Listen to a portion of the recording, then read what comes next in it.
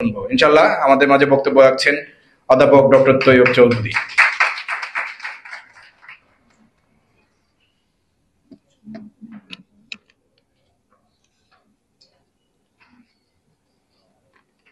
আমি দুঃখিত, প্রোগ্রামের সিকোয়েন্স নষ্ট করে আমি কথা বলছি, যেতে হচ্ছে আর কি।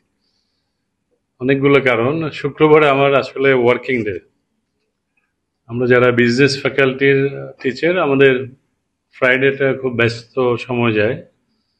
সকালে আমি দুটো ক্লাস নিয়েছি, 2 ঘন্টা করে, 4 ঘন্টা, 9টা থেকে একদম জুমার আগে পর্যন্ত। একটু টায়ার্ড লাগছে। আর তো বাসায় ফিরেছি জুমার নামাজ পড়ে। তখন ফোন দিল যে স্যার আমরা বসে আছি, খেতে একসাথে খাবো। খাওয়ার কথা তো ছিল না, যে অনুষ্ঠানের দাওয়াত, খাওয়ার দাওয়াতটা তো ছিল না। পরে বাসায় লাঞ্চ করব, আরো বন্ধু আসছে, ইনফ্যাক্ট ঢাকা থেকে বেশ কিছু বন্ধু আসছে, তাদের সাথেও আছে, আরেকটা মিটিংও আছে এখন। আর এই টাইমে নর্মালি আমি ব্যস্ত থাকি। আমি একটা সেন্টার, আমাদের ইভিনিং প্রোগ্রাম আছে, ইভিনিং এমবিএ, চিটাগং শহরে বিজিএমই বিল্ডিং এ কুলশিতে আমাদের বিজনেস ফ্যাকাল্টির একটা এমবিএ প্রোগ্রাম আমরা রান করি, ইভিনিং এমবিএ নামে। ওখানে আমি ডিরেক্টর ছিলাম গত 9 মাস।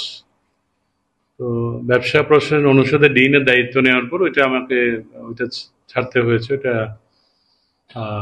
এই জন্য বিকেলটা একটু ফ্রি থাকি, বাট আজকে এটাও আর হয় না আর কি। পাঠশালার আয়োজনে যে অনুষ্ঠান, আমি প্রথমে ধন্যবাদ জানাচ্ছি আমাকে প্রধান অতিথি করার জন্য। আমি প্রধান অতিথি হতে চাই না, আমি এই সমস্ত অনুষ্ঠানে এসে একটু কথাবার্তা বলতে পারলে আমার ঋণ শোধ করা, পার্বত্য চট্টগ্রামের প্রতি, রাঙামাটির প্রতি, আমার পাহাড়ের প্রতি আমার ভালোবাসার প্রতি। তো সেই কারণেই আমি যাই, দাওয়াত পেলে যাওয়ার চেষ্টা করি। আজকে যারা এখানে মঞ্চে যারা আছেন, ওনারা অনেক বেশি ডেডিকেটেড যারা আছেন, আমার ছাত্র তুল্য। আমি সরাসরি পড়াই নাই সিরিয়াসকে, বাট আমাদের ফ্যাকাল্টির ছাত্র আমাকে স্যার ডাকে, রেসপেক্ট করে। মহফুজ ভাই আছে এখানে, ছোট ভাই আছে, আর অনেকে আছেন। কালাম ভাই, যিনি আমার বাবার সাথেও যার হৃদ্যতা ছিল আর কি। আমরা যখন স্কুলে পড়ি রাঙামাটিতে, তখন কালাম ভাইয়ের নাম শুনতাম। আরো অনেকের, মানে উনি যাদের সাথে রাজনীতি করতেন।